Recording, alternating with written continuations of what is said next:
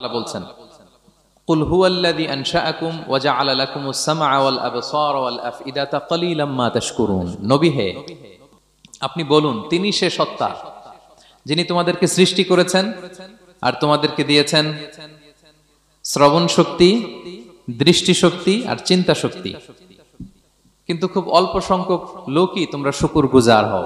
এই যে এত বড় নেয়ামত পেয়ে আমরা ধন্য, আমরা শুকরগুজার হই না।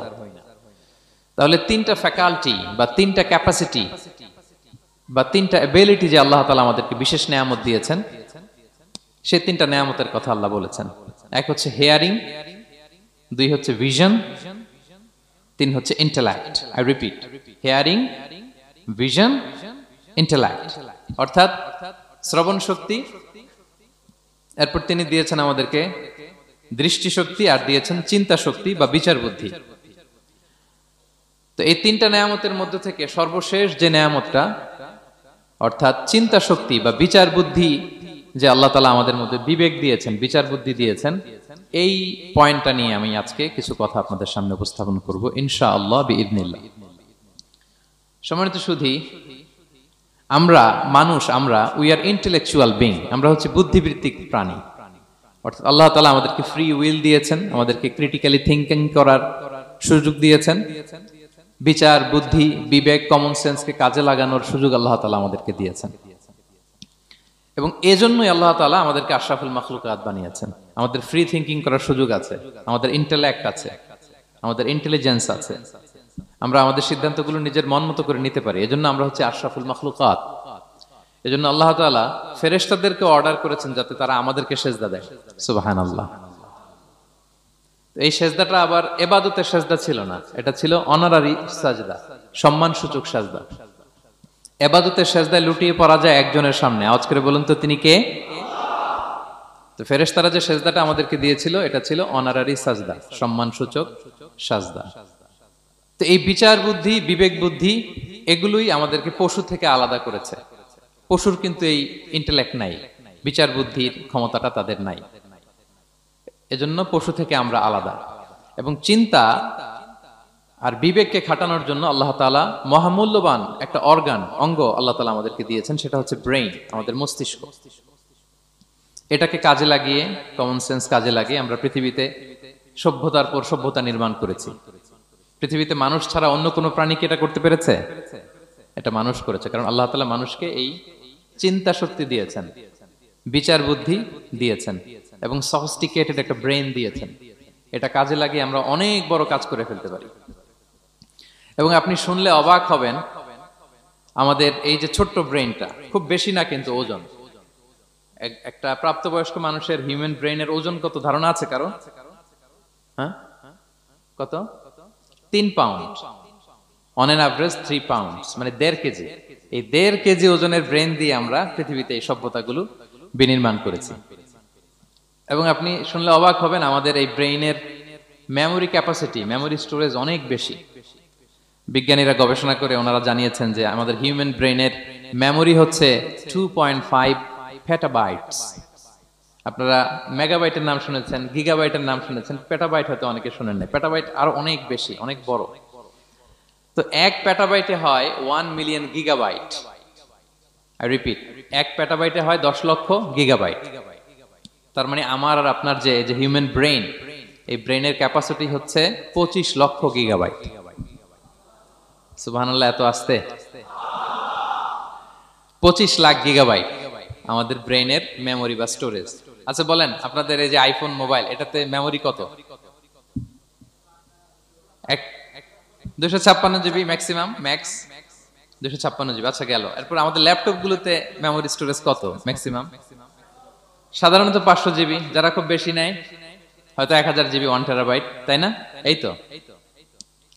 তাহলে আমাদের ল্যাপটপ গুলোর মেমোরি স্টোরেজ হচ্ছে 1000 গিগাবাইট। তাতে সারা দুনিয়াটাই যেন এটার ভিতরে ঢুকিয়ে রাখা যায়, ঠিক কিনা? কিন্তু আল্লাহ তাআলা আমাদেরকে যে দয়া করে ব্রেইন দিয়েছেন, এটার মেমোরি ক্যাপাসিটি হচ্ছে 25 লক্ষ গিগাবাইট। আল্লাহু আকবার। এবং আপনি শুনলে অবাক হবেন, এই ব্রেনের ভিতরে আল্লাহ তাআলা অনেক নিউরন দিয়েছেন, মানে স্নায়ু কোষ, যে নিউরনগুলো ব্রেনের মেসেজগুলো, ইনফরমেশনগুলোকে ট্রান্সমিট করে। আমাদের ব্রেইনে এই স্নায়ু কোষের সংখ্যা বা নিউরনের সংখ্যা মোর দেন 100 বিলিয়নস। মানে 10,000 কোটিরও বেশি। তো আমরা যত বেশি চিন্তা করি, যত বেশি ব্রেইন খাটাই, আমাদের এই স্নায়ু কোষগুলোর মধ্যে সংযোগায়ন বাড়ে, মানে নিউরন কানেক্টিভিটি বাড়ে। এই ব্যাপারে পৃথিবীতে সবচেয়ে বড় স্পেশালিস্ট হচ্ছে ডক্টর হার্বার্ট বানসন, হার্ভার্ড ইউনিভার্সিটির একজন অ্যাসোসিয়েট প্রফেসর। তো তাকে জিজ্ঞেস করা হয়েছিল মানুষের এই নিউরন কানেক্টিভিটি সর্বোচ্চ কত হতে পারে, একজন মানুষ যত চিন্তা করুক, যত ব্রেন খাটাক, কত হতে পারে। তো সে গবেষণা করে বলেছিল 25-এর ডান দিকে 30টা শূন্য বসালে যত হতে পারে একটা মানুষের মাথার স্নায়ুগুলোর সংযোগায়ন বা নিউরন কানেক্টিভিটি ঠিক তত হতে পারে। 25-এর ডান দিকে কয়টা শূন্য? 30টা। এটা আমি কি দিয়ে বলবো? হ্যাঁ, million, billion, trillion, zillion, fillion, octillion সব ছাড়িয়ে যাবে। আচ্ছা, সংখ্যাটা কত বড় আমি একটু উদাহরণ দিয়ে বলি। আমরা যে কম্পিউটারের দোকানে গেলে প্রিন্টিং করি না, A4 সাইজের কাগজ আছে না? একটা হিউম্যান ব্রেইনে যত পরিমাণ নিউরন কানেক্টিভিটি হতে পারে, তত পরিমাণ সাদা কাগজ যদি আপনাকে দেয়া হয়, A4 সাইজের সাদা কাগজ দিয়ে যদি বলা হয় যেটা টেবিলের উপর রাখেন, ইন্টারন্যাশনাল ইয়ুথ সেন্টারের এই টেবিলের উপর এই কাগজগুলো রাখেন, আপনি কাগজগুলো রাখতে শুরু করবেন। কাগজের স্তূপ উঁচু হতে হতে হতে হতে এই টাওয়ার ছাড়িয়ে, আকাশ ছাড়িয়ে, বাতাস ছাড়িয়ে, মহাকাশ স্টেশন ছাড়িয়ে, নাসার বিজ্ঞানীদের নাগালে আসা প্রথম আকাশের যত দূর বিজ্ঞান যেতে পেরেছে, এই যে জেমস ওয়েব টেলিস্কোপ 34 কোটি বছর আগের ছবি, স্থির চিত্র আমাদেরকে পাঠিয়েছে, যত দূর মানুষের নাগালে এসেছে, কাগজের স্তূপ এরকম উঁচু হতেই থাকবে, তারপরেও অনেক কাগজ আপনার হাতে থেকে যাবে। তার মানে কি পরিমাণে নিউরন কানেক্টিভিটি আমাদের ব্রেইনে সম্ভব। তো এখন দ্য কোশ্চেন রাইজেস, প্রশ্ন হচ্ছে আমরা আমাদের ব্রেইনকে ওইভাবে খাটাই কিনা, ব্রেইনটাকে কাজে লাগাই কিনা। আমাদের যে অভাবনীয় চিন্তা শক্তি, আনলিমিটেড চিন্তা শক্তি দিয়ে যে আল্লাহ তাআলা আমাদেরকে সৃষ্টি করেছেন, এটার কতটুকু আমরা ব্যবহার করি, আমাদের এই সফিস্টিকেটেড যে ব্রেইন আল্লাহ দিয়েছেন এটা ব্যবহার করি কিনা, দিস ইজ দ্য কোশ্চেন। তো সম্মানিত শুধু আল কোরআন আল কারিমের পরতে পরতে আল্লাহ তাআলা আমাদেরকে মাথা খাটাতে বলেছেন, আমাদের চিন্তার দিগন্তকে প্রসারিত করতে বলেছেন, কিন্তু আমরা মাথা খাটাতে চাই না। আমরা যেন চিন্তাশীল হয়ে উঠি, আমরা যেন ব্রেইন খাটাই। অনেক আয়াত আপনি পাবেন, দুই একটি আয়াত আপনাদের সামনে আমি উপস্থাপন করবে আজকের আলোচনার ইতি টানবো ইনশাআল্লাহ বিইজনিল্লাহ। আমরা যেন মাথা খাটাই, আমরা যেন চিন্তা করি, এটা বোঝাতে যে আল্লাহ তাআলা বেসিক্যালি কোরআনে 4টা শব্দ ব্যবহার করেছেন। 4টা, একটু ক্লাসের মতো মনে করেন, তাহলে মনে থাকবে, কিছু শিখে গেলাম। প্রথম শব্দ হচ্ছে আন-নাযার, আন-নাযার। 2 নম্বর হচ্ছে আল-আক, 3 নম্বর হচ্ছে আত-তাফাক্কুর, 4 নম্বর হচ্ছে আত-তাদাব্বুর। আই রিপিট, আবার বলি, আন-নাযার, আল-আক, আত-তাফাক্কুর, আত-তাদাব্বুর। আন-নাযার, আল-আক, আত-তাফাক্কুর, আত-তাদাব্বুর। বলতে পারবেন 4টা? 1 নম্বরে কি? আন-নাযার, 2 নম্বরে আল-আক, 3 নম্বরে আত-তাফাক্কুর, 4 নম্বরে আত-তাদাব্বুর। এই 4টা শব্দ নিয়ে সংক্ষিপ্ত কিছু আলোকপাত করবো ইনশাআল্লাহ বিইজনিল্লাহ। আন-নাযার শব্দটা আপনাদের পরিচিত, একটু ভেঙে বললে বুঝতে পারবেন। আমরা বলি না এই যে নজর দিস না, এই যে নজর লাগবে, বলি না নজর দেয়া। নজর মানে হচ্ছে তাকানো, তবে সাধারণ তাকানো না, careful look, with deep observation and reflection. এটাকে কোরআন বলেছে আন-নাযার। এটার প্রতি কোরআন আমাদেরকে উৎসাহিত করেছে। পাশাপাশি 2 নাম্বার কি বলছিলাম নজরের পরে? অ্যাটলিস্ট একজন তো বলতে হবে। আল-আক, আল-আক, এটাও আপনারা অর্থ জানেন। আমরা বলি না আকল, হ্যাঁ, কিরে তোর কি আকল নাই, তুই কি ব্যাকেল, বলি না আমরা এরকম? ব্যাকেল মানে যার আকল নেই। তো এই যে আকল, আকল থাকা বা আকল খাটানো বা কমন সেন্সকে খাটানো, রিজনিং করা, কোরআন এটার ব্যাপারে উৎসাহিত করেছে। 3 নম্বরে কি বলেছিলাম? হ্যাঁ, আত-তাফাক্কুর। এই যে ইউআই এর স্টুডেন্ট পাওয়া গেছে তো, ওনারা বলতে পারতেছে আত-তাফাক্কুর। আত-তাফাক্কুর শব্দটা আসছে ফিকির থেকে, ফিকরা, ফিকির। ফিকির তো বোঝেন নাকি? আমরা বলি না যে ফিকির করতে হবে? তো আত-তাফাক্কুর মানে ক্রিটিক্যাল থিংকিং, বিশ্লেষণধর্মী চিন্তা করা। আর সর্বশেষ হচ্ছে আত-তাদাব্বুর। আর তাদাব্বুরটা কোরআনের সাথে জড়িত, কোরআনের পেছনের গল্পগুলো খুঁজে বের করা। আর তাদাব্বুর শব্দটা এসেছে আরবি শব্দ দুবুর থেকে। দুবুর, দুবুর মানে কি? পেছন। তো কোরআনের কোন একটা আয়াতের পেছনের গল্পটা কি, পেছনের রহস্যটা কি, এর নেপথ্যে কি, এর গুরু রহস্য কি, এটাকে বের করা। এই 4টা ব্যাপারে কোরআন অনেক এমফাসাইজ করেছে। তো এই 4টা নিয়ে আমরা কথা বলি। প্রথমে কি বলেছিলাম? প্রথম শব্দটা আন-নাযার। সবাই বলেন তো প্রথম শব্দটা কি? আন-নাযার। নজর মানে কি? দৃষ্টি দেয়া, স্বাভাবিক দৃষ্টি না, গভীর দৃষ্টি, সুগভীর দৃষ্টি। হ্যাঁ, ইংরেজিতে বলে অবজারভেশন বা রিফ্লেকশন। তা আমরা যেন শুধু ফেল ফেল করে তাকিয়ে না থাকি। আল্লাহ বলেছে তাকালে তাকানোর মতো তাকাবা, গভীর দৃষ্টি দিবা। আল্লাহ বলেন আফালা ইয়ানজুরুনা ইলাল ইবিলি কাইফা খুলিকাত ওয়া ইলাস সামাই কাইফা রুফিআত ওয়া ইলাল জিবালি কাইফা নুসিবাত ওয়া ইলাল আরদি কাইফা সুতিহাত। আল্লাহ বলেন ওরা কি নজর দেয় না? আফালা ইয়ানজুরুনা, নজর থেকে ইয়ানজুরুনা ইলাল ইবিলি, ওরা কি উটের দিকে তাকায় না? Don't they see to the camels how masterfully they were created? হ্যাঁ, তারা কি উটের দিকে তাকায় না কিভাবে উটকে সৃষ্টি করেছি? তারা কি আকাশের দিকে তাকায় না খুঁটিবিহীন বিশাল আকাশকে কেমন করে বানালাম? তারা কি পাহাড়ের দিকে তাকায় না কিভাবে পাহাড়কে ফার্মলি সেট করা হলো পৃথিবীর সাথে? তারা কি জমিনের দিকে তাকায় না কিভাবে জমিনটাকে বিস্তীর্ণ করে দেয়া হয়েছে? তো এই চারটা কথা আল্লাহ বললেন। রাসূল সাল্লাল্লাহু আলাইহি ওয়াসাল্লাম যখন মক্কার কুরাইশদেরকে তাওহীদ, রিসালাত, আখিরাতের দাওয়াত দিচ্ছিল, তারা এই দাওয়াতকে প্রত্যাখ্যান করলো, তারা মানছে না। তো তখন আল্লাহ তাআলা এই আয়াত নাজিল করে বললেন আফালা ইয়ানজুরুনা ইলাল ইবিলি কাইফা খুলিকাত। মক্কার কুরাইশরা কি উটের দিকে তাকায় না? উটকে কিভাবে আমি তৈরি করলাম এটা একটু দেখতে পারে না ওরা? আরে উটের দিকে তাকালেই তো ওরা উটের মালিক আমি আল্লাহরে খুঁজে পাবে। কারণ কুরাইশরা ছিল কোরআনের প্রাইমারি অডিয়েন্স, যদিও কোরআন সবার জন্য এসেছে। তো আল্লাহ বললেন আফালা ইয়ানজুরুনা ইলাল ইবিলি কাইফা খুলিকাত, ওরা কি উটের দিকে তাকায় না? উট দেখার জন্য তো ওদের চিড়িয়াখানায় যাওয়া লাগবে না, অথবা মক্কার কুরাইশদের চায়নাতেও যাওয়া লাগবে না, কারণ উট তো ওদের গৃহপালিত প্রাণী, ঠিক কিনা? ঘরে ঘরে আরব দেশে উট আছে না নাই? আছে। তো উটের দিকে তাকায় না? সম্মানিত সুধী, উটের কথা আল্লাহ কেন বললেন? কুরাইশদেরকে উটের কথা বললেন এজন্য, উট হচ্ছে এমন আজীব একটা প্রাণী যেটা প্রাণী বিজ্ঞানীদেরকে হয়রান করে দিয়েছে। আল্লাহু আকবার, আপনি অবাক হবেন উটের যে ফিচার আল্লাহ তাআলা দিয়েছেন। মক্কার লোকেরা উটের গোশত খাইতো, উটের দুধ খাইতো, উটের চামড়া দিয়ে দ্য ফাইনেস্ট লেদার, দামি লেদার তারা বানাতো। উটের উপর মাল নিয়ে বোঝাই করে মরুভূমি এক প্রান্ত থেকে আরেক প্রান্তে পাড়ি দিত, নিজেরা উটের উপর রাইডিং করত। এবং উট হচ্ছে এমন প্রাণী যেটা একসাথে 1 মাস না খেয়ে বেঁচে থাকতে পারে। 1 মাস পানিও খাওয়া লাগবে না, খাবারও খাওয়া লাগবে না। সুবহানাল্লাহ পড়বেন না? এট এ টাইমে একটা উট, প্রাপ্তবয়স্ক একটা উট একসাথে 200 লিটার পানি খেয়ে ফেলতে পারে। এবং উটের পেটের ভিতরে একটা স্পেশাল ওয়াটার চেম্বার আছে, ওই চেম্বারে রেখে দেয়, খেয়ে ওইটারে পাঠায় দেয় না ওদের কিডনিতে। 200 লিটার পানি একবারে খেয়ে স্পেশাল চেম্বারে রেখে দেয়, যখন লাগবে ওইখান থেকে নিয়ে নিয়ে বেঁচে থাকে। 1 মাস না খেয়ে বেঁচে থাকে কি করে? উটের পিঠে দেখবেন একটা কুজ আছে, একটা উঁচু উটকে যদি কল্পনা করেন, উপরে একটা কুজ আছে না? এই পুরো কুজটা হচ্ছে চর্বির আধার। তো ওটের যখন খাবার থাকে না মরুভূমিতে, মাসের পর মাস যখন চলে, ওই চর্বি থেকে এনার্জি নিয়ে সে মরুভূমিতে চলে, সে না খেয়েও বাঁচতে পারে। আমাদের চোখের মধ্যে যেমনি একটা পাপড়ি, এরকম এক পাপড়ি দিয়ে উটকে আল্লাহ বানায় নাই, ডবল লেয়ারের পাপড়ি দিয়েছে। কারণ মরুভূমির মধ্যে চলতে পথে লু হাওয়া থাকবে, মরুভূমির সাইমুম, বালুর ঝড়, এই ঝড় মোকাবেলার জন্য, লু হাওয়া মোকাবেলার জন্য ডবল লেয়ারের চোখের পর্দা। একটা পর্দা ফেলে রাখে আর একটা খুলে সে হাঁটতে থাকে, তার কিছুই হয় না। সুবহানাল্লাহ। আমাদের 98 ডিগ্রি ফারেনহাইটে স্বাভাবিক তাপমাত্রা, তাই না? 99 ডিগ্রি হলে আমাদের জ্বর, 100 ডিগ্রি হলে জ্বর, 101, 2 সর্বোচ্চ আমরা সহ্য করতে পারি। এর বেশি যদি হয়, 103 ডিগ্রি হলে বেহুশ হয়ে যায় মানুষ। 4 ডিগ্রি হলে আমাদের দেহের ভেতরে যে কোষগুলো আছে এগুলো মরে যায়।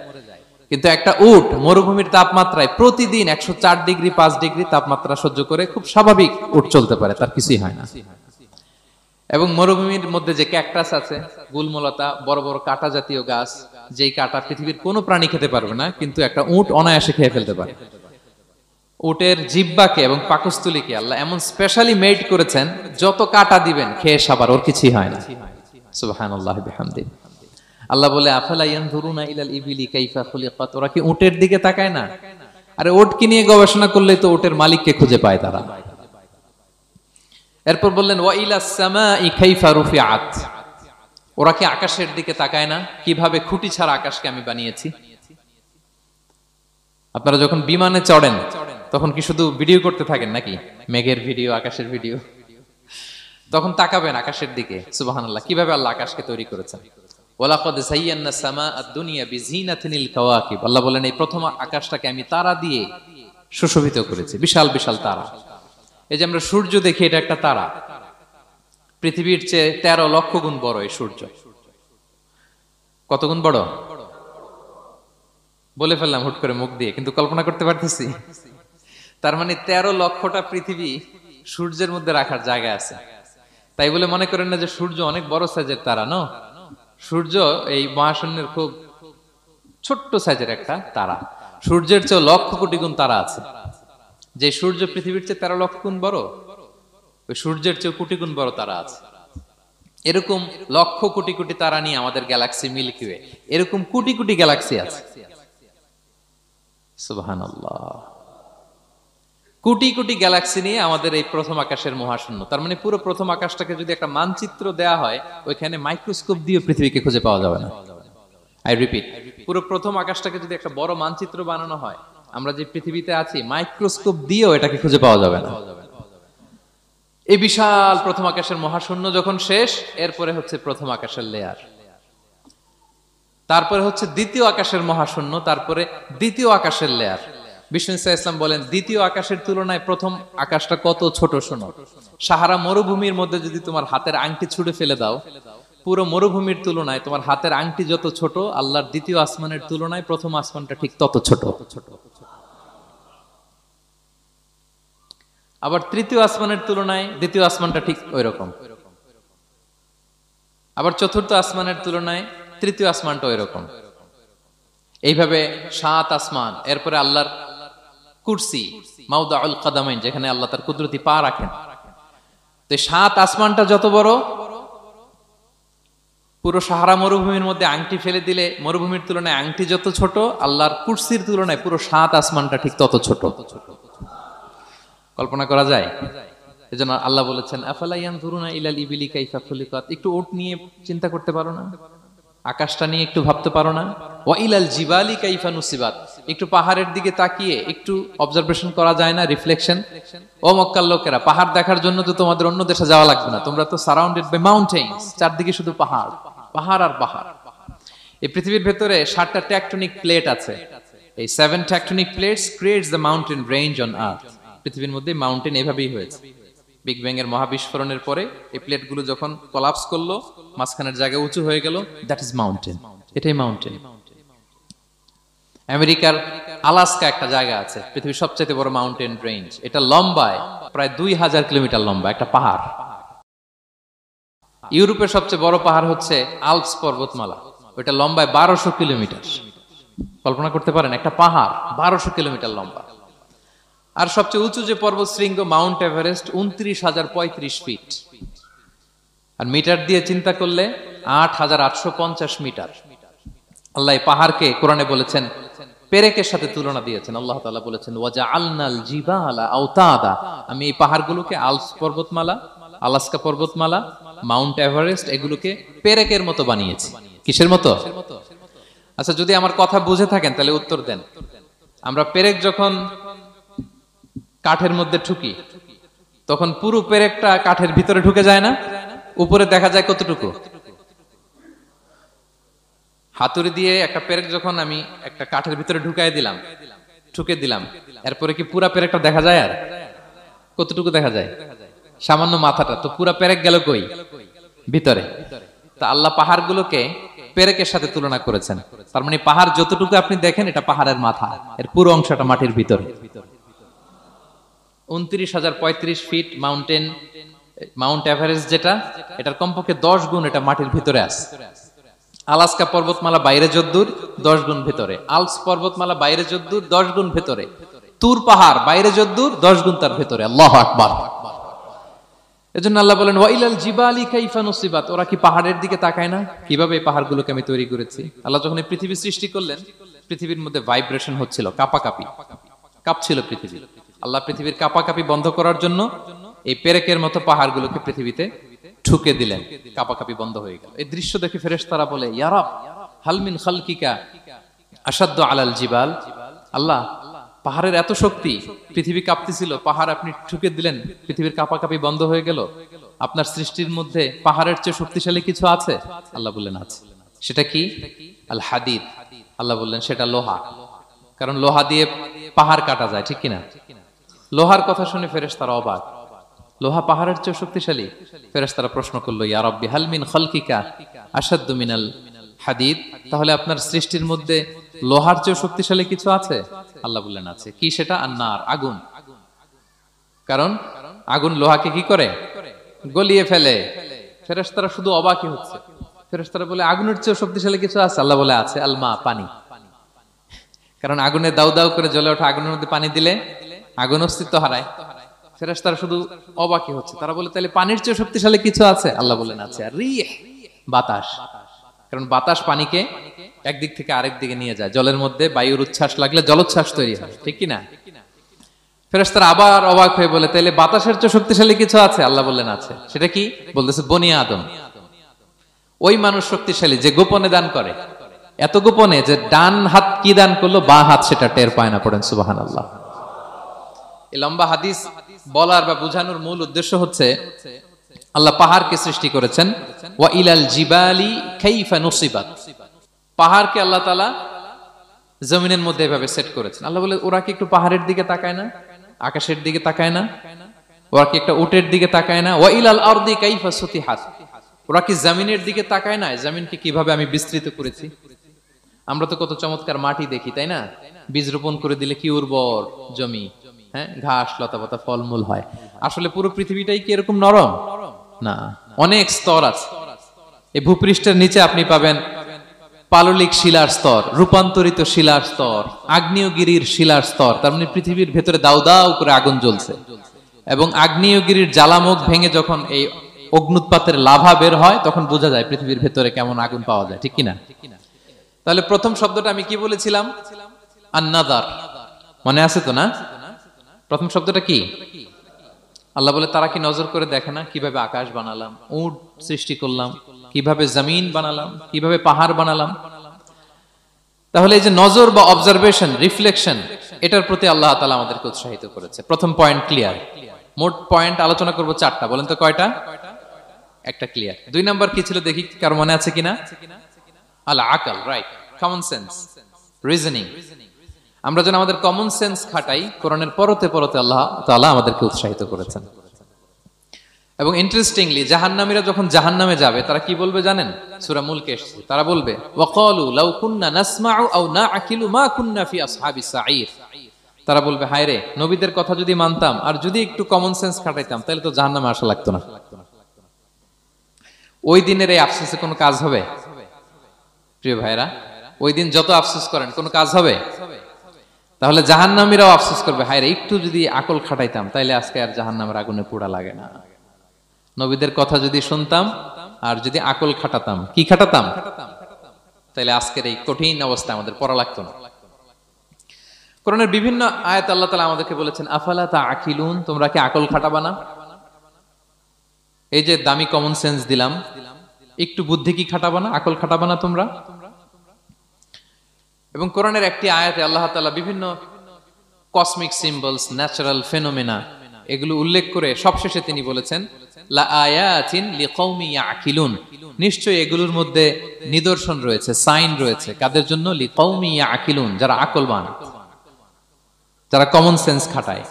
এই আয়াতে আল্লাহ কি কি বলেছেন দীর্ঘ আলোচনা, আমি খুব সংক্ষেপে বলছি। আল্লাহ তাআলা বলছেন ইন্না ফি খালকিস সামাওয়াতি ওয়াল আরদি ওয়া ইখতিলাফিল লাইলি ওয়ান নাহারি ওয়াল ফুলকিল্লাতি তাজরি ফিল বাহরি বিমা ইয়ানফাউন নাস وما أنزل الله من السماء من ماء فأحيا به الأرض بعد موتها وبث فيها من كل دابة وتصريف الرياح والسحاب المسخر بين السماء والأرض لآيات لقوم يعقلون। সবগুলো বলে আল্লাহ বললেন এগুলোর মধ্যে নিদর্শন আছে তাদের জন্য যারা কমন সেন্স খাটায়। কি বললেন আল্লাহ? আল্লাহ বললেন আকাশ জমিনের সৃষ্টির মধ্যে, দিবারাত্রির পরিবর্তনের মধ্যে, এই যে 24 ঘন্টার 12 ঘন্টা দিন, 12 ঘন্টা রাত, আর নিগতির কারণে এই যে দিবারাত্রি আমরা পাই, এই পৃথিবীটা তার অরবিটে কক্ষে যেমনি ঘুরে, আবার পৃথিবীটা তার অক্ষেও ঘুরে। যে আপনারা যারা ক্রিকেট খেলছেন এরকম স্পিন বল করেন না? হ্যাঁ, কমন পড়ছে? স্পিন বল করলে বলটা কিভাবে যায় বলেন তো? ঘুরতে ঘুরতে যায়। তো পৃথিবী যখন সূর্যের চারদিকে কক্ষে ঘুরে, ওই ঘোরার মুহূর্তে সে নিজে স্পিনিং হইতে থাকে, ঘুরতে থাকে। ওই স্পিন হইতে তার এক পিঠ থেকে আরেক পিঠে ঘুরতে তার 24 ঘন্টা সময় লেগে যায়।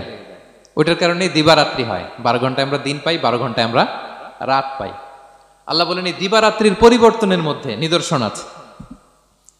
তারপরে সাগরে যে ভেসে বেড়ায় বড় বড় নৌযান, জলযান, আপনারা দেখেছেন কিনা জানি না, এই যে icon of the ocean, Titanic জাহাজের চেয়ে 10 গুণ বড় জাহাজ, আমি দেখে এসেছি পশ্চিমা দেশগুলোতে। এত বিশাল বড় জাহাজ, এটা সামনে দাঁড়ালে এটার দৈত্যের মতো মনে হয়। মালয়েশিয়াতে তো অনেক কন্ডোমোনিয়ামস, 10-15টা কন্ডোমোনিয়ামস একসাথে জোড়া লাগালে এটা যত বড়, ওই ক্রুজগুলো, জাহাজগুলো এত বড়। এক একটা জাহাজের ভেতরে 3000-4000 হোটেল রুম আছে, 8-10টা রেস্টুরেন্ট আছে, ফুটবল স্টেডিয়াম আছে, থিম পার্ক আছে, বিশাল একটা এন্টায়ার সিটি। এই বিশাল ক্রুজগুলো, Icon of the Sea, Virgin Voyage, Royal Caribbean, এগুলো সাগরের উপর দিয়ে ভেসে বেড়ায়। আল্লাহ বলে, ওয়াল ফুলকিল্লাতি তাজরি ফিল বাহরি বিমা ইয়ানফাউন নাস, সাগরের উপরে বিশাল বড় বড় ক্রুজগুলো ভেসে বেড়ায়, এর মধ্যে নিদর্শন আছে। এরপর আল্লাহ বললেন, আমি পানি থেকে সব প্রাণী তৈরি করেছি। ওয়াজআলনা মিনাল মাই কুল্লা শাইইন হাই, সব প্রাণ এসেছে পানি থেকে। বিজ্ঞান এটাকে কনফার্ম করেছে। তারা বলেছে পৃথিবীর সর্বপ্রথম এককোষী প্রাণীর নাম হচ্ছে অ্যামিবা। অ্যামিবা এসছে, জুপ্লাঙ্কটন, ফাইটোপ্লাঙ্কটন, ব্যাকটেরিয়া প্লাঙ্কটন, এভাবে স্পিসিসগুলো ডেভেলপ করেছে। আল্লাহ বলে এর মধ্যে নিদর্শন আছে। এরপর আল্লাহ তাআলা বলেছেন মৌসুমী বায়ু, এই যে বায়ুর প্রবাহ, এতে নিদর্শন আছে।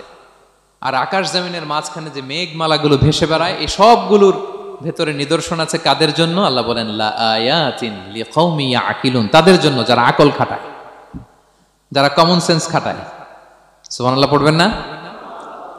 এজন্য বিমানে যদি আপনারা উইন্ডো সিট পান, কি করবেন আজকে থেকে বলেন? উইন্ডো সিটের পাশে বসে বসে রিল দেওয়ার জন্য ভিডিও মেক করব। কি করবেন? হ্যাঁ, আল্লাহর নিদর্শন দেখব, কত ক্ষুদ্র আমি, কত নগণ্য আমি, কত তুচ্ছ আমি, এটা বুঝবার চেষ্টা করব। তাহলে 4টা পয়েন্টের 2টা চলে গেল, একটা হচ্ছে নাযার আর একটা হচ্ছে আল আকল। 3 নাম্বার কি ছিল? একজন বলতে হবে। আত-তাফাক্কুর। আত-তাফাক্কুর মানে ক্রিটিক্যাল থিংকিং। ক্রিটিক্যাল থিংকিং করা। আল্লাহ যে আমাদেরকে ব্রেন দিয়েছেন, এটা দিয়ে ক্রিটিক্যাল থিংকিং করা, ব্রেনটাকে কাজে লাগানো, গড্ডালিকা প্রবাহে ভেসে না বেড়ানো, ব্রেনটাকে আমরা যেন কাজে লাগাই। আত-তাফাক্কুর। ইব্রাহিম আলাইহিস সালাম এই আত-তাফাক্কুর বা ক্রিটিক্যাল থিংকিং এর ক্ষেত্রে আমাদের জন্য অনুপম আদর্শ ছিল। কোন নবীর নাম বললাম? সবাই বলেন তো নবীর নাম কি? উনি যেই সময়টাতে পৃথিবীতে এসেছিলেন, তখন কেউ করত তারার পূজা, কেউ করত চাঁদের পূজা, কেউ করত সূর্যের পূজা। আমরা হইলে কি করতাম? কোন এক দলে ঢুকে যেতাম। কি বলেন? এক দল করে তারার পূজা, আরেক দল সূর্যের, আরেক দল চাঁদের। আমরা হইলে কি করতাম? এক দলে ঢুকে যেতাম। উনি ঢুকেন নাই। উনি এই তারকা পূজারী, সূর্য পূজারীদের চিন্তার দেয়ালে আঘাত করেছেন। সুবহানাল্লাহ। ফালাম্মা জান্না আলাইহিল লাইলু রাআ কাওকাবা। উনি কিভাবে সত্যের সন্ধান পেলেন দেখেন। উনি রাত্রিবেলা যখন দেখেন যে লোকজন তারার পূজা করে, উনি ভাবলেন হাযা রাব্বি, তারাই কি আমার রব? পরে দেখে না, দিনের বেলায় তারারে আর খুঁজে পাওয়া যায় না। এখন মনে মনে ভাবে হায় রে, আমার রব যদি আবার মাঝে মধ্যে না থাকে তো আমি যাব কই? এক সময় উনি আসে, আরেক সময় নাই। এরকম খোদা দিয়ে আমাদের কোনো লাভ আছে? যিনি সবসময় আমার টেক কেয়ার করবে, আমরা তো ওই খোদার ইবাদত করি, ঠিক কিনা? উনি বললেন না না, এই তারা আমার রব হতে পারে না। এরপর দেখা যায় আরেকদিন রাত্রিবেলা সবাই চাঁদের পূজা করে। কি দ্যুতিময় চাঁদ, জ্যোৎস্না ছড়ায়। তো উনি ভাবলেন আহাদা রাব্বি, এটাই কি আমার রব? পরে দিনের বেলা যখন দেখে না, চাঁদ তো আর দেখা যায় না, চাঁদ তো আর নাই, ভ্যানিশ, ডিসঅ্যাপিয়ার। পরে বলে না, চাঁদ আমার রব হতে পারে না। এবার দিনের বেলা দেখলেন দ্বিপ্রহরের জল জলে সূর্য খা খা রোদ বিলাচ্ছে গোটা বিশ্বে। দেখে যে সবাই এটার ফলোয়ার বেশি, সবাই সূর্যের পূজা করে। কিন্তু আবার গোধূলি লগ্নে, সানসেটের টাইমে যখন সূর্যও ডুবে গেল, হায় হায়, উনি বিপদে পড়লেন। এবার আমি কই যাব? সূর্যও তো থাকে না। আল্লাহু আকবার। তখন তিনি ঘোষণা দিলেন ইন্নী ওয়াজ্জাহতু ওয়াজহিয়া লিল্লাযী ফাতারাস সামাওয়াতি ওয়াল আরদা হানিফা ওয়া মা আনা মিনাল মুশরিকিন। হে তারকা পূজারী, হে চাঁদের পূজারী, হে সূর্য পূজারী, আমি তোমাদের কোনো দলের সাথে নাই, বরং আমি আমাকে ওই সত্তার দিকে মনোনিবেশ করলাম, আত্মসমর্পণ করলাম। ফাতারাস সামাওয়াতি ওয়াল আরদ, যিনি আকাশ সৃষ্টি করেছেন, জমিন সৃষ্টি করেছেন। হানিফা ওয়া মা আনা মিনাল মুশরিকিন, আমি শিরক করি না, আমি হানিফ হিসেবে সেই আল্লাহর ইবাদত শুরু করে দিলাম। পড়েন আল্লাহু আকবার। তাইলে উনি স্রোতে গা ভাসান নাই, কোন এক দলে না ঢুকে উনি ওনার ক্রিটিক্যাল থিংকিং, ওনার অ্যানালজি, ওনার বিবেককে উনি কাজে লাগিয়েছেন। তো সম্মানিত সুধী, এজন্য চিন্তা করা, এটাকে আরবিতে বলে আত-তাহান্নুস মিন বাকায়া আল ইব্রাহিমিয়া। এটা ইব্রাহিমী চিন্তার অবশিষ্টাংশ। সেদিন ইব্রাহিম আলাইহিস সালাম এভাবে চিন্তা করতেন, গবেষণা করতেন। সূরাতুন নাহলে আল্লাহ তাআলা মৌমাছি কিভাবে মধু সংগ্রহ করে এই ইনফরমেশনটা যখন আমাদের সামনে পেশ করলেন, এই আয়াতের শেষেও তিনি একই কথা বললেন, ইন্না ফি যালিকা লাআয়াতান লিকাউমি ইয়াতাফাক্কারুন, নিশ্চয় এর মধ্যে যারা চিন্তাশীল তাদের জন্য নিদর্শন আছে। মৌমাছি যে মধু সংগ্রহ করে, আপনারা মৌচাক দেখছেন? কে কে দেখি মৌচাক দেখছেন? মাশাআল্লাহ, আচ্ছা ঠিক আছে। রাসূল সাল্লাল্লাহু আলাইহি ওয়াসাল্লাম মধু বড্ড পছন্দ করতেন। পিওর হানি, দুর্গন্ধওয়ালা হানি তিনি খেতেন না, পিওর হানি খাবেন, খুবই এনার্জেটিক। এবং কোরআনে মাত্র দুইটা জিনিসকে শেফা বলা হয়েছে, এক হচ্ছে কোরআনকে বলা হয়েছে শেফা, আর এই মধুকে বলা হয়েছে শেফা। সুবহানাল্লাহ।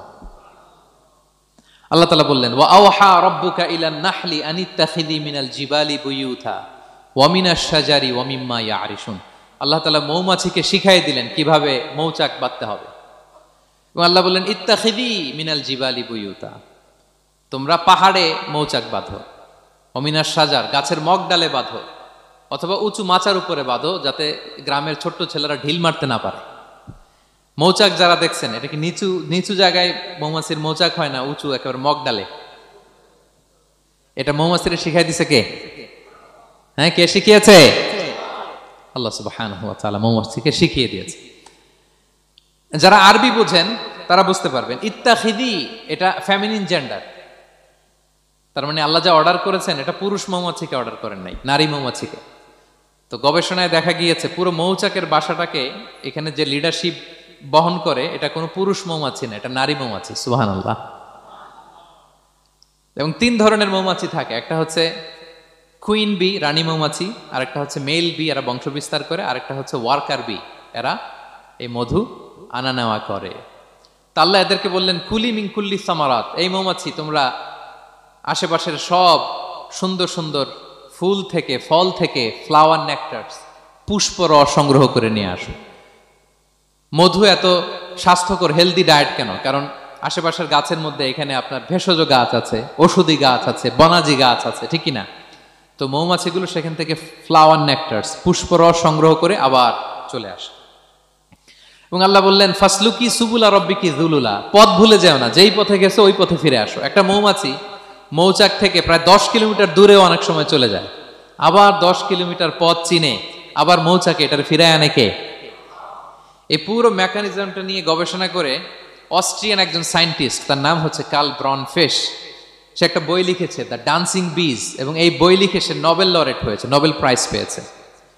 আমরা তো মধু পাইয়া হাতের তালুর মধ্যে নিয়ে জিহ্বা দিয়ে চাটি, আমাদের তো আর ব্রেন খাটানোর ওই সময় নাই। ওই কার্ল ভন ফ্রেশ, সে এই মৌমাছি নিয়ে গবেষণা করে নোবেল প্রাইজ পেয়েছে। আর আমরা মাথা খাটাইতে পারলাম না। তো সে গবেষণা করে পেয়েছে, মানে কোরআনের আয়াত যা যা বলেছে সে তাই পেয়েছে।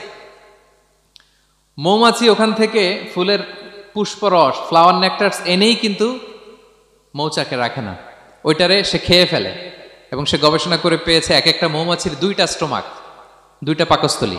একটা পাকস্থলীতে সে নিজের খাবার দাবার খায়, আর একটা পাকস্থলীতে এই পুষ্পরস, ফ্লাওয়ার নেকটারস গুলা সে রাখে। সেখানে আল্লাহ তাআলা একটা স্পেশাল এনজাইম দিয়ে ওইটাকে প্রিজার্ভ করে, প্রত্যেকটা মৌমাছির নিচে একটা টিউব আছে, সে ওই টিউব দিয়ে, নল দিয়ে মৌচাকে যে ওই মধুগুলো রেখে আসে। পড়েন সুবহানাল্লাহ।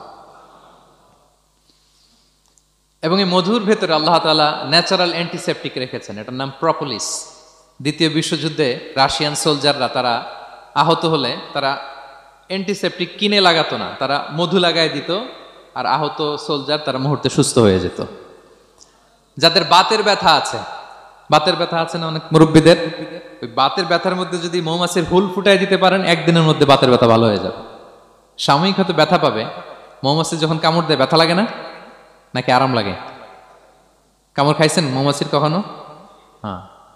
তো বাতের ব্যথার মধ্যে আপনি মৌমাছির হুল ফুটাই দিলে আর ব্যথা নাই। সুবহানাল্লাহ বিহামদি। মুখতালিফুন আলওয়ানু, বিভিন্ন ধরনের ক্রিম হানি, হোয়াইট হানি, ইয়েলো হানি, ব্ল্যাক হানি, নানা ধরনের হানি আল্লাহ তাআলা এইভাবে প্রিজার্ভ করেছেন মৌমাছির মধ্য দিয়ে। আল্লাহ বলেন, এই যে এতগুলো মৌমাছি পুষ্প রস এনে মৌচাকের মধ্যে রসগুলো রাখে, মধু তৈরি হয়। আল্লাহ বলেন, ইন্না ফি যালিকা লাআয়াতান লিকাওমি ইয়াতাফাক্কারুন, নিশ্চয় এর মধ্যে আল্লাহ তাআলা চিন্তাশীলদের জন্য নিদর্শন রেখেছেন, যারা চিন্তা করে তারা হাতের তালুতে শুধু জিহ্বা দিয়ে চেটে চেটে খায় না, তারা ভাবে কোত্থেকে আসলো এই মধু, কিভাবে মৌমাছিগুলো যায়, কিভাবে ফিরে আসে। তাহলে বলেন তো আমাদের চিন্তাশীলতার দরকার আছে না নাই? সূরা আলে ইমরানের 190 নম্বর আয়াতে আল্লাহ তাআলা বলেছেন, যারা আকাশ বাতাস পৃথিবী সৃষ্টি নিয়ে চিন্তা করে এবং সর্ব অবস্থায় আল্লাহ তাআলার জিকির করে, ওয়া ইয়াতাফাক্কারুনা ফি খালকিস সামাওয়াতি ওয়াল আরদ, এবং তারা তাফাক্কুর করে, ক্রিটিক্যাল থিংকিং করে, এবং তারা বলে মা খালাকতা হাযা বাতিলা, হে আল্লাহ তুমি অনর্থক কিছু সৃষ্টি করো নাই। মনে রাখবেন এই পৃথিবীতে আল্লাহ তাআলা অনর্থক কোনো কিছু সৃষ্টি করে নাই, করেছে? যেটাই সৃষ্টি করেছে এটা এর মধ্যে মানব কল্যাণ আছে না নাই? আল্লাহ তাআলা আমাদের জন্য কল্যাণ রেখেছেন।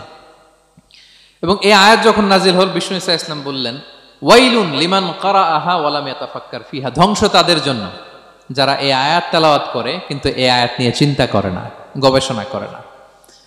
এবং কোরআনের বিভিন্ন আয়াতে আল্লাহ তাআলা বিষ্ণুনবীকে বলেছেন, নবী হে, আপনি আপনার উম্মতদেরকে নবীদের ঘটনা শোনান। কোরআনের 3 ভাগের 1 ভাগ হচ্ছে ঘটনা। পুরো কোরআনের 3 ভাগের 1 ভাগ কি? ঘটনা, স্টোরি টেলিং। কারণ গল্প মানুষের মনে দাগ কাটে। আল্লাহ তাআলা বলেছেন, ফাকুসুসিল কসাসা লাআল্লাহুম ইয়াতাফাক্কারুন, নবী হে আপনি তাদেরকে কিচ্ছা শোনান, ঘটনা শোনান, নবীদের কাহিনী শোনান, লাআল্লাহুম ইয়াতাফাক্কারুন, যাতে করে তারা ক্রিটিক্যাল থিংকিং করে।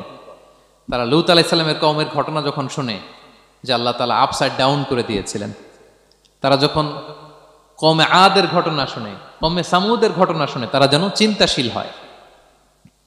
এবং বিশ্বনবীর সাহাবী আবু দারদা রাদিয়াল্লাহু তাআলা আনহু উনি বলতেন, তাফাক্কুরু সাআতিন খায়রুন মিন কিয়ামি লাইলা, 1 ঘন্টা কেউ যদি আল্লাহর সৃষ্টি নিয়ে চিন্তা করে সেটা সারা রাত তাহাজ্জুদের সালাত অফার করার চেয়ে উত্তম।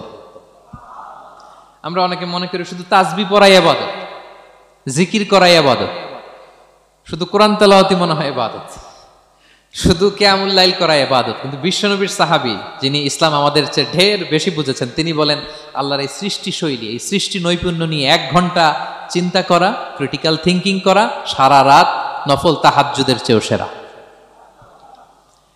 এবার বলেন আমাদের চিন্তা করার দরকার আছে না নাই? ব্রেনটা খাটাবেন তো? এই যে যারা কনভার্টেড মুসলিম হয় এরা কিন্তু অনেক চিন্তা ফিকির করে, নিজের সাথে নিজে বোঝাপড়া করে, ক্রিটিক্যাল থিংকিং করে, তাদের অ্যানালজি কাজে লাগিয়ে, আল্লাহর দেয়া ব্রেনকে কাজে লাগিয়ে এরপরে শাহাদা পাঠ করে, এমনি এমনি না। এই যে কিছুদিন আগে আমেরিকান এক পপ স্টার কালেমা পড়ছে না? আপনি জানেন একটা ধর্ম চেঞ্জ করা, একটা ফেইথ চেঞ্জ করা, এটা কত বড় সিদ্ধান্ত? হ্যাঁ, বাপদাদার ধর্ম বয়স 30-40, এতদিন যে ধর্ম মানলাম এটাকে চেঞ্জ করে নতুন ধর্মে কনভার্ট হয়, এটা কত বড় সিদ্ধান্ত? Could you imagine that? It's not a joke. নিজের সাথে নিজের অনেক বোঝাপড়া করতে হয়, তারাই ক্রিটিক্যাল থিংকিং করে। এবং বিষ্ণু ঈসা ইসলাম উনি নবী হওয়ার আগেও এই চিন্তার ইবাদত করতেন।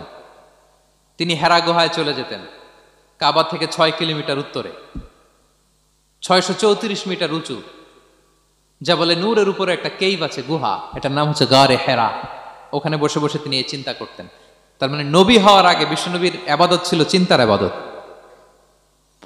নবী হিসেবে অ্যাসাইন্ড হওয়ার আগে বিশ্বনবীর ইবাদত কি ছিল বলেন তো? নামাজ পড়া, কোরআন তেলাওয়াত করা। কোরআন তো নাজিলই হয় নাই, কোরআন তেলাওয়াত করবে কেমনে? তখন 6 মাস বসে বসে উনি ওখানে কি করেছেন বলেন? ধ্যানমগ্ন করেছেন, ধ্যানমগ্ন ছিলেন, তিনি চিন্তা করতেন। ওইটাই ছিল ওনার আধ্যাত্মিক শিক্ষায়তন। ওই নির্জন গুহার মধ্যে উনি যখন চিন্তায় মগ্ন ছিলেন, আল্লাহর সৃষ্টি শৈলী নিয়ে চিন্তা করতেন, ঠিক ওই মুহূর্তে, অন্তিম মুহূর্তে, ওই মাহেন্দ্রক্ষণে নাজিল হয়েছে ইকরা বিসমি রাব্বিকাল্লাযী খালাক, read in the name of your lord who has created, পড়ো তোমার প্রভুর নামে যিনি তোমাকে সৃষ্টি করেছেন, শিক্ষা দিয়েছেন। তাহলে সম্মানিত সুধী, ইসলামের সূচনা হয়েছিল, এটা বলা যায় ফাইনালি যে ইসলামের সূচনা হয়েছিল এই চিন্তার ইবাদতের মধ্য দিয়ে। তো আমরা যেন চিন্তা করি। তাহলে 4টা পয়েন্টের 3টা আমরা ক্লিয়ার করে ফেললাম। আর তাফাক্কুর, ক্রিটিক্যাল থিংকিং ও শেষ। 4 নম্বর কি বলেছিলাম? হ্যাঁ বলো তো? আর তাদাব্বুর। আর তাদাব্বুর মানে পন্ডারিং অন দ্য কোরআন, কোরআনকে গবেষণা করে পড়া, কোরআনের আয়াতের অন্তর্নিহিত মর্মার্থ, গূঢ় রহস্য উদ্ঘাটনের চেষ্টা করা। আল্লাহ বলেন আফালা ইয়াতাদাব্বারুনাল কোরআন আম আলা কুলুবিন আকফালুহা, ওরা কি কোরআন নিয়ে একটু চিন্তা গবেষণা করবে না, নাকি ওদের অন্তরে জং ধরা তালা পড়ে গিয়েছে? তাহলে আমরা যে গড়গড় করে তেলাওয়াত করি, আল্লাহ শুধু এই তেলাওয়াত করতে বলেননি। হ্যাঁ, তেলাওয়াত করলে প্রতি অক্ষরে 10 নাকি, ঠিক আছে, কিন্তু আল্লাহ বলেছেন ওরা কি কোরআন নিয়ে চিন্তা গবেষণা করবে না?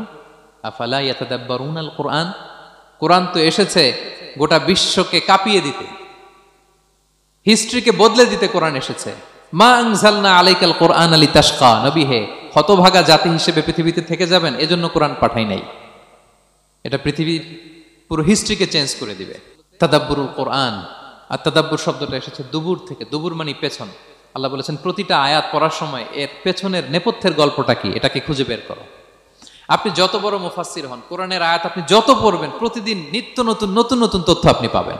আল্লাহর কসম, আমি আল আজহারে কোরআন নিয়ে পড়াশোনা করেছি, IIM এ কোরআন নিয়ে masters, human embryology in the holy Quran, PhD-র 5 বছর human behavioural patterns in the holy কোরআন।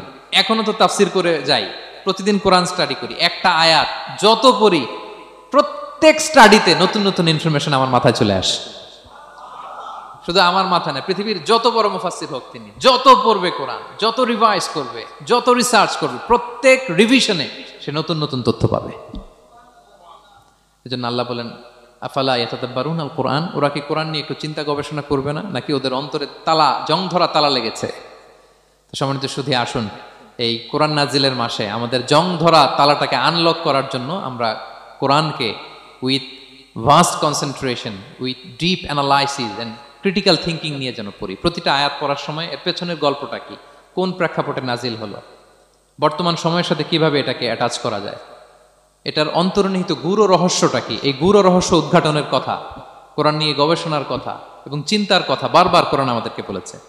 আমাদের এই চিন্তাকে জাগানোর জন্য এই কোরআন বারবার আমাদের কাছে আহ্বান করেছে। এখন আমাদের কি একটু সময় হবে না কোরআনকে চিন্তার সাথে গবেষণার সাথে পড়ার? হ্যাঁ, চিন্তাশীলতার সাথে গবেষণা করে কোরআন স্টাডি করার দরকার আছে না নাই? বলেন বলেন। হ্যাঁ, পড়বেন তো আপনারা। যারাই চিন্তা করবে, চিন্তাশীল হবে, কমন সেন্সকে খাটাবে, তারাই পৃথিবীর হিস্ট্রি পাল্টে দিবে। এই যে বিমান দিয়ে যে আমরা চড়ি, 2 ভাই আবিষ্কার করছে, Wilbur Wright, Orville Wright, Wright ভ্রাতৃদ্বয়। বলেন তো এই অরভিল রাইটের চোখ ছিল কয়টা? 3টা না? হ্যাঁ, উইলবার রাইটসের হাত ছিল কয়টা? আমার হাত কয়টা? আপনার হাত কয়টা? তো ওরা পারলে আমরা পারবো না কেন? কারণ এই চিন্তার ইবাদত থেকে আমরা দূরে সরে গিয়েছে। আমাদের মধ্যে রিজনিং নাই, আমাদের মধ্যে লজিক্যাল আন্ডারস্ট্যান্ডিং নাই, আমাদের মধ্যে ক্রিটিক্যাল থিঙ্কিং নাই, আমাদের মধ্যে পন্ডারিং অন দ্য কোরআনিক ভার্সেস নাই। আল্লাহ তাআলা আমাদের যে বিবেক, চিন্তা শক্তি দিয়েছেন এটাকে আমরা কাজে লাগাই না, এজন্য আমরা পিছিয়ে পড়েছি। সম্মানিত শুধু কোরআন বারবার আমাদের এই চিন্তা শক্তিকে জাগানোর জন্য আহ্বান করেছে। কোরআনের আয়াতের পরতে পরতে কোরআন আমাদেরকে বলেছে আমরা যেন চিন্তাশীল হই। এই যে সফিস্টিকেটেড ব্রেইন আল্লাহ তাআলা দয়া করে আমাদেরকে দান করেছে, আমরা যেন এই ব্রেইনটাকে কাজে লাগাই, আমরা যেন আমাদের বিবেকটাকে কাজে লাগাই, আমরা যেন আমাদের কমন সেন্সকে কাজে লাগাই, তাহলে আমাদের সোনালী অতীত আবার আমরা ফিরে পাবো। তাহলে আজকের এই আলোচনা থেকে ফাইনাল কথা হচ্ছে যে আমাদেরকে চিন্তা করতে হবে, যে কোনো জিনিসকে কোশ্চেন করতে হবে, প্রশ্ন করতে হবে, কেন, কিভাবে, ও পারলে আমি কেন পারবো না। কোরআনের আয়াত পড়ার সময় বারবার চিন্তা করবেন, সব দায় দায়িত্ব আমাদের উপর ঠেলে দিয়েন না। কোরআন নিয়ে শুধু আমরাই গবেষণা করবো আর ওয়াজ শোনাবো, এটা it's not only my sole responsibility, আপনাদেরও দায়িত্ব আছে, প্রত্যেকের দায়িত্ব। যত কোরআন পড়বেন আপনার অন্তরের তালা খুলে দিবে কে? আল্লাহ তাআলা আমাদেরকে চিন্তাশীল হওয়ার তৌফিক দান করুক। আমাদের এই সফিস্টিকেটেড ব্রেনকে যেন আমরা কাজে লাগাতে পারি, আমাদের কমন সেন্সকে যেন আমরা কাজে লাগাতে পারি, আমাদের রিজনিংকে যেন আমরা কাজে লাগাতে পারি। ইব্রাহিম আলাইহিস সালামের মতো গদ বাঁধা গড্ডালিকা প্রবাহে গা ভাসিয়ে না দিয়ে আমরা যেন প্রশ্ন করতে পারি, আমরা যেন বিবেককে কাজে লাগাই। আল্লাহ তাআলা আমাদের সবাইকে কথাগুলো বোঝার ও আমল করার তৌফিক দান করুক।